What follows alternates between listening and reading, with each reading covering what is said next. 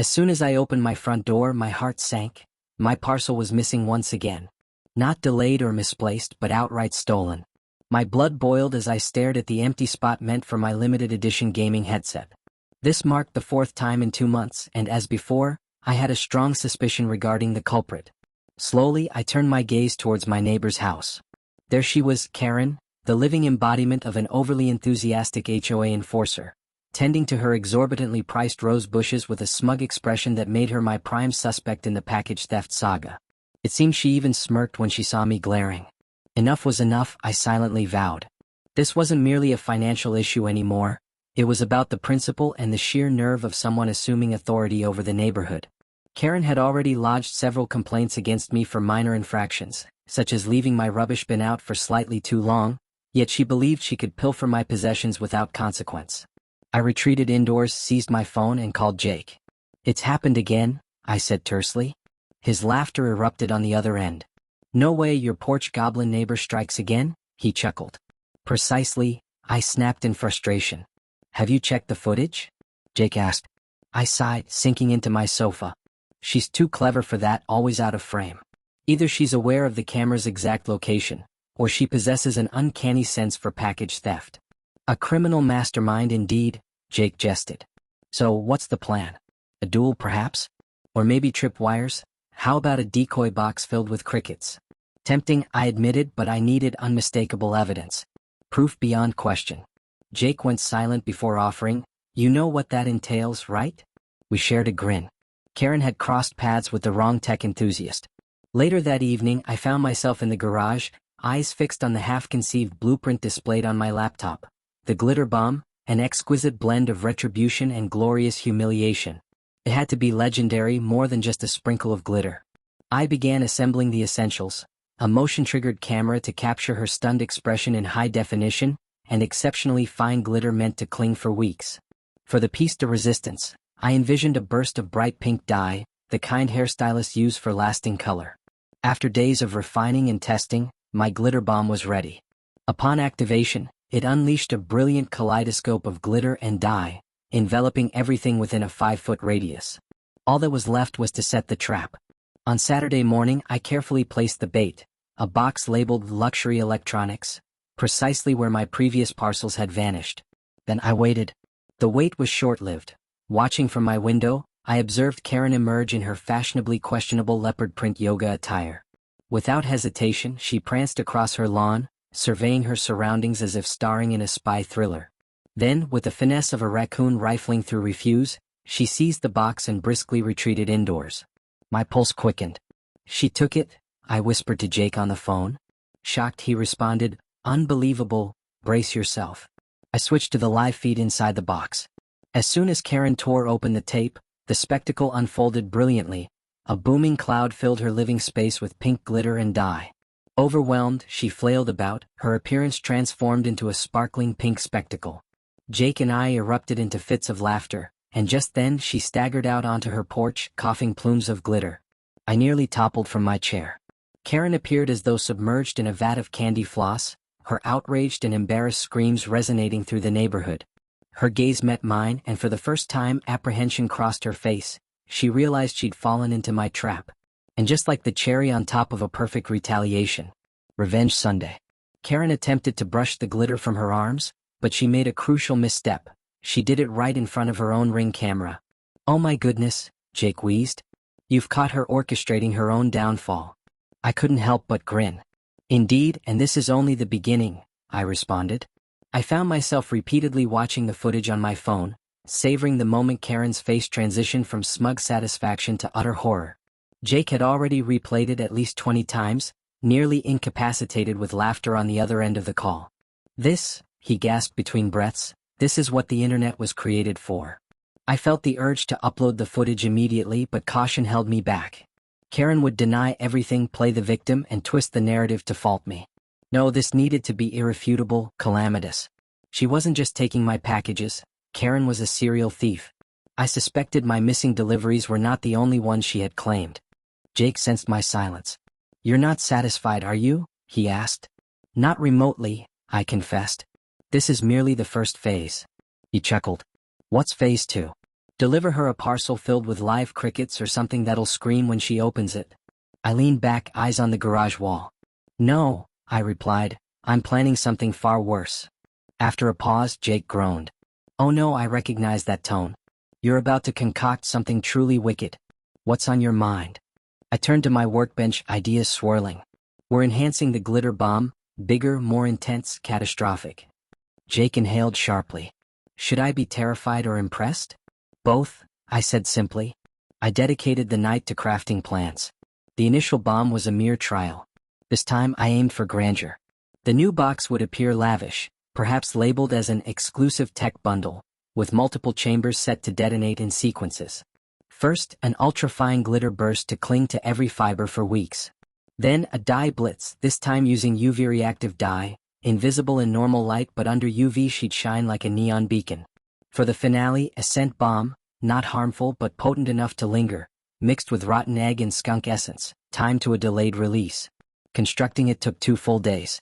Once finished, I stood back, admiring my creation. Jake visited, mouth agape. You're a societal menace, he said, shaking his head. I grinned. Thanks.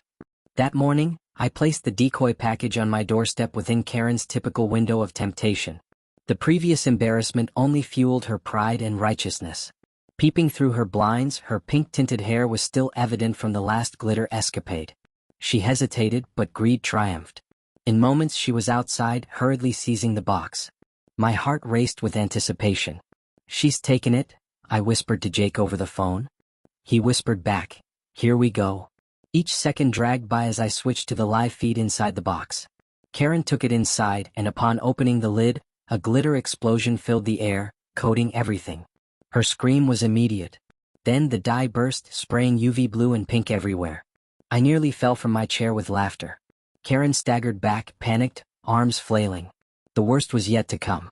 The scent bomb was seconds from unleashing its wrath.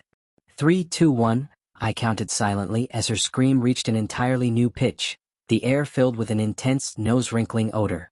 The camera shook as she stumbled from the room, gagging and clutching her nose, visibly distressed. Jake was practically in hysterics on the phone, insisting she couldn't avoid the situation. I responded, wheezing with laughter, I know. Karen darted outside, desperate for fresh air, just as the neighbors caught sight of her, stained with blue and pink dye, shrouded in the pungent odor of a skunk and glistening with glitter, a sight akin to losing a battle with a rainbow explosion. Across the street stood Steve, the HOA president, a notoriously nosy fellow, watering his lawn. He turned, gasped upon seeing her, and stepped back. Karen, what? It's him, she exclaimed, pointing towards my house, eyes frantic. Steve, puzzled, asked, what is going on? As Karen gestured wildly, oblivious to the camera streaming every moment, she accused me of sabotaging her with boxes set with traps. Steve blinked. Karen, are you admitting to taking another package? Karen froze as the realization dawned on her. She had inadvertently confessed to theft in front of witnesses. My grin widened as I emerged onto my porch. Oh, hello Karen, is there a problem? Her gaze snapped to me, a glare that could wilt flowers. I held up my phone, the live footage playing, and warned, I wouldn't approach if I were you. Her complexion paled. Steve, assessing the situation, tightened his expression. Karen, he said deliberately, you've been taking people's packages. Suddenly flustered, Karen stammered, searching for excuses. No, Steve continued, that's a federal offense. With several complaints about missing deliveries. Karen opened, closed, then opened her mouth again, trapped by the situation. With Jake still on the phone, whispering excitedly, better than any TV show. I chuckled, this is merely the beginning. Karen was oblivious that the full video was being uploaded and she was already out of time. Her driveway became a stage, a neighborhood spectacle, decked out in pink, blue, and glitter, while Steve, arms crossed, awaited her explanation amongst gathering onlookers. Leaning against my doorframe, phone streaming the damning evidence, Karen's mouth worked soundlessly, like a fish deprived of water, grasping for escape. Steve sighed, Karen, I hope you've got a credible explanation. With a nervous chuckle she twitched, I was just, pointing at me, he set me up. Placed the package deliberately to embarrass me. Steve raised an eyebrow, are you admitting you took it? Panic flashed over Karen. No, I mean yes. But only because I wanted to protect the neighborhood. It seemed suspicious, so I investigated. Barely containing my laughter at her absurd claim of heroism, I watched Steve transition his gaze from me to her to my streaming phone. Protect the neighborhood? This appears more like theft, exactly what you earned. Her jaw tightened audibly, stamping her foot in childish defiance. It's harassment. He's endangering me, it's a health threat. Crossing my arms, I tilted my head. Just like the other packages you took, were they also health threats? She flushed, though the hue was muddied by dye. You can't prove anything. I smirked, turned the phone showing her the ongoing recording. Really, because it seems I can prove it quite well. She gasped, turn that off. Steve sighed deeply, shaking his head. Karen, you're already in deep trouble. The fact that you're trying to spin this is laughable. Just accept responsibility. Karen spun around to confront Steve, her eyes blazing. Oh, don't pretend you support him, Steve. You and I both recognize that I'm the sole individual here dedicated to preserving order. Steve responded with a skeptical gaze. Karen, maintaining order doesn't involve stealing parcels. Karen's fists clenched. This is a conspiracy. You're all scheming against me. At that moment, her husband Richard emerged from their house. Unlike Karen, who was always poised for battle over trivial matters, Richard kept a low profile. However, now he appeared weary, as if this situation was the last thing he wanted to address. He glanced at his wife, covered in fading glitter, and sighed. Karen, he murmured, massaging his temples, what have you done this time? Karen immediately shifted her focus, accusingly. What have I done? You should be asking what he did. She pointed in my direction. Richard, he placed this booby-trapped package outside just to humiliate me. Richard blinked and surveyed the scene before him, then glanced at me. I showed him my phone screen, which displayed video evidence of Karen swiping the box from my porch. His expression remained unchanged, and he issued another exhausted sigh before addressing his wife. Karen, you took the parcel. I did not, she protested. You did, he insisted. You were investigating. Stop, Richard implored, his voice now laden with fatigue. Karen's lips pressed tightly together, her nostrils flaring. She was on the cusp of either bursting into tears or lunging at me. Steve, realizing the situation was unraveling, interjected, All right, here's what will happen, Karen. You'll tidy yourself up, then attend a homeowners association meeting where we'll discuss your conduct. Quite frankly, the board has numerous concerns. Karen's eyes widened with dread. You wouldn't dare. I would, Steve replied, unfazed. It was almost as if I could hear the gears in her mind grind to a halt. Karen, the self-declared head of the HOA, facing an investigation by her own committee. She seemed torn between screaming, laughing, and fainting all at once. She turned back to me, her expression wild. You think you're clever, don't you? She sneered. You haven't won. You may think you've humiliated me, but this is nothing. I won't be made a fool. You'll regret this. I shrugged nonchalantly. I don't know, Karen. It feels like I've already won. Her eye twitched with such intensity that I braced for another eruption. Without another word, she stormed back inside, slamming the door hard enough to rattle the windows. Richard lingered, gazing at the door she disappeared through. Then he faced me, sighed deeply, and apologized before following her inside. As soon as the door shut, Jake's laughter erupted from my phone again. Mate, he wheezed, that was the best thing I've ever seen. Grinning, I glanced at my phone, which was still recording the scene. Yeah, I replied, and it's about to get better. Unbeknownst to Karen, the footage was already online, about to go viral. The internet was poised to meet Glitter Bomb Karen. The morning following the glitter incident, my phone buzzed incessantly. When I unlocked it, I almost dropped it in shock. The video had gone viral, racking up millions of views. Notifications of likes, comments, and shares flooded in. The title, Parcel Thief Receives Instant Karma Caught on Camera, had clearly struck a chord with the online audience. Jake called me before I could absorb it all. His voice was charged with excitement. Mate, are you seeing this? You've broken the internet. Karen's the star of the day. I scrolled through the comments, which were delightfully scathing. Users were savaging her. I've never seen karma act so swiftly, one quipped. Turning your neighbor into a walking disco ball? Pink and blue really suit her. 10 out of 10 fashion choice. Some were even crafting memes, editing Karen into supervillain posters, dubbing her the Glitter Menace.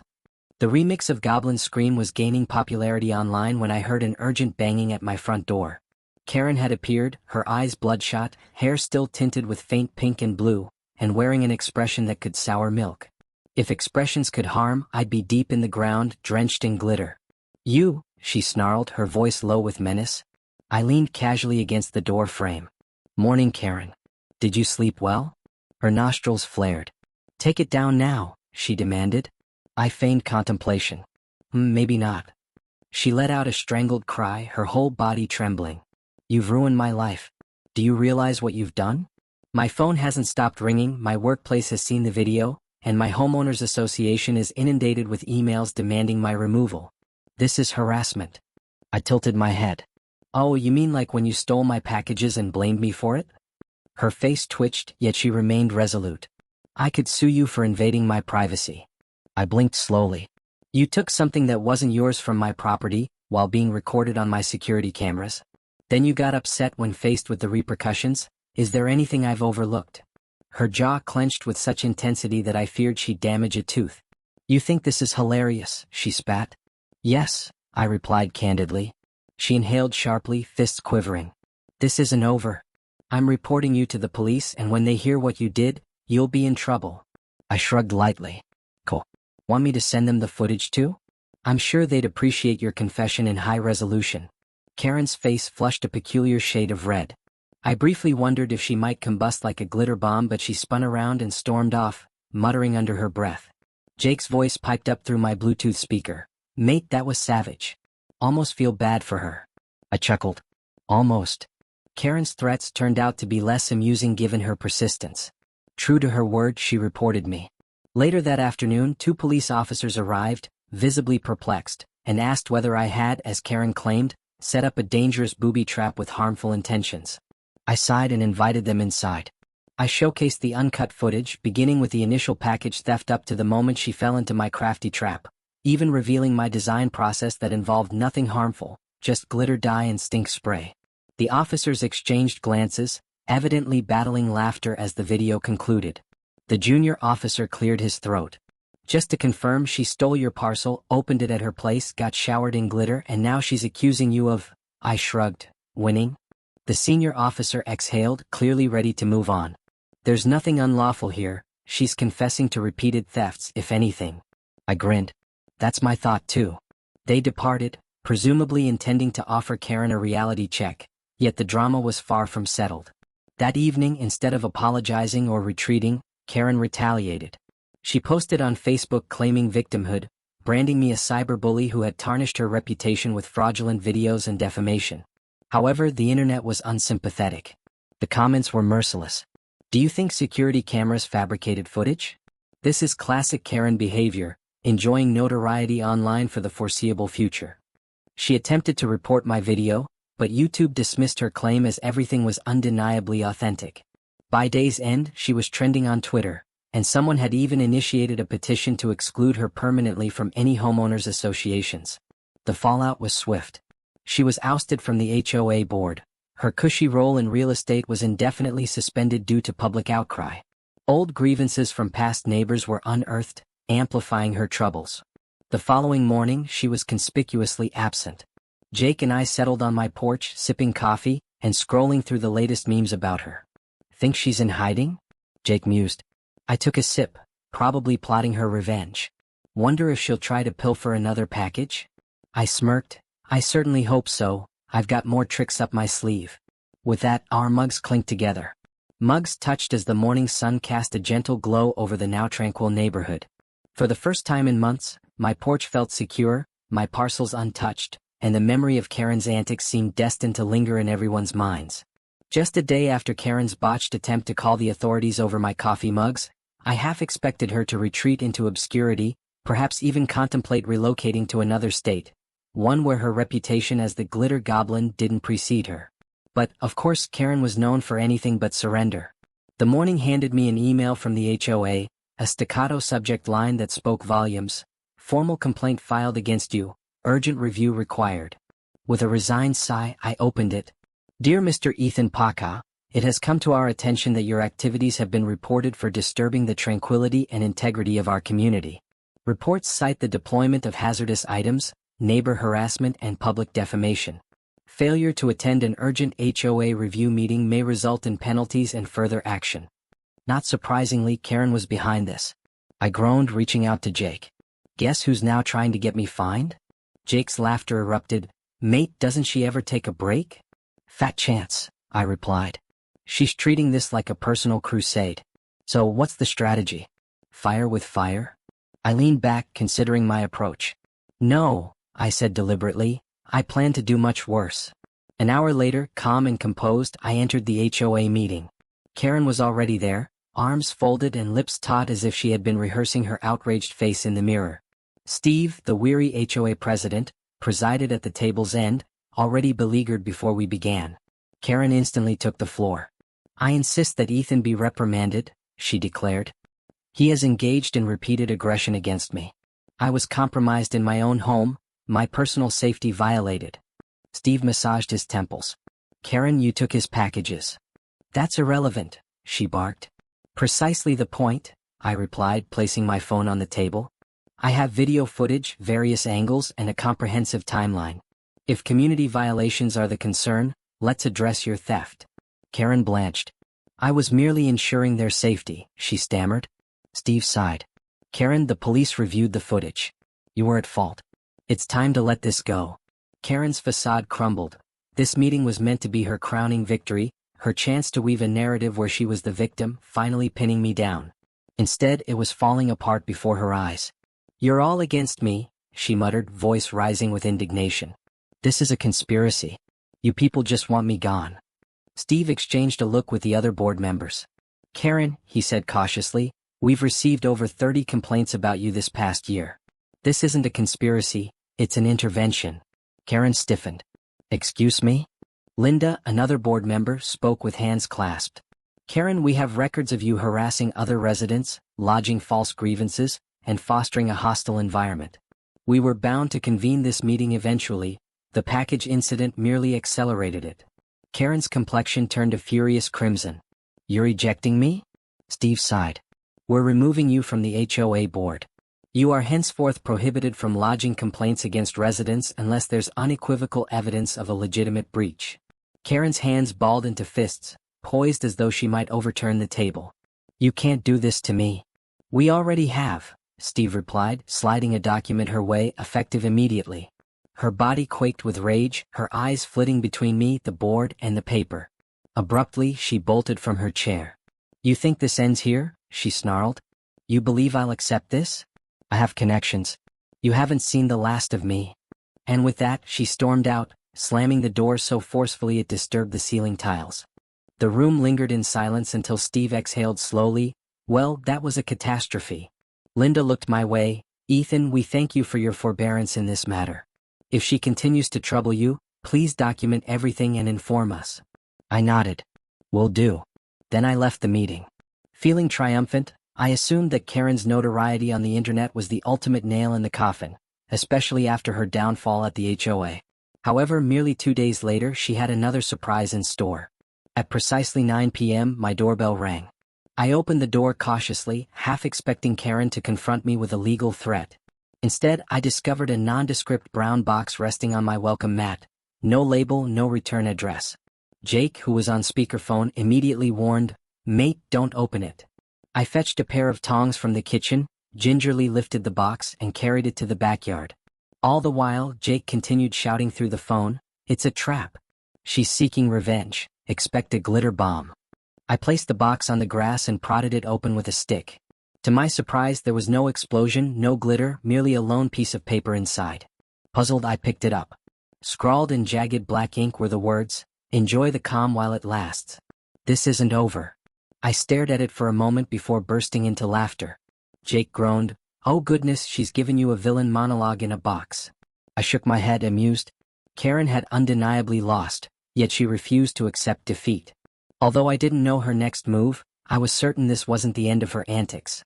A week had slipped by since the HOA meeting, and for the first time in ages, peace descended upon the neighborhood. No more passive-aggressive emails, unscheduled HOA violation notices on my door, or missing parcels. It seemed almost too peaceful. Karen had gone silent, sparking my suspicion. Individuals like her rarely surrendered. They retreated, regrouped, and returned stronger. Jake echoed my thoughts when he called that afternoon. "Do you think she's really out of the picture?" he asked. I glanced out the window towards Karen's house.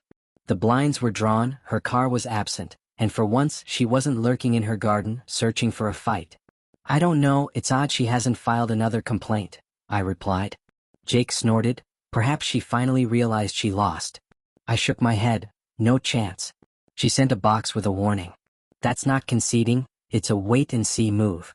Jake sighed. Whatever she's plotting, surely it can't surpass the spectacle of being glitter-bombed online. That was the ultimate humiliation. I chuckled. I doubt she'll ever live it down. Indeed, even as Karen lay low, the internet hadn't forgotten. The video spread like wildfire. Reaction channels buzzed with coverage. Meme pages churned out new mockeries of her meltdown, and a YouTuber dramatized her foaming rants from neighborhood forums. Her infamy was sealed in the worst possible way. Then it dawned on me why she'd gone silent. She was trying to vanish from the digital world. Her social media accounts disappeared. No more Facebook, no more Instagram.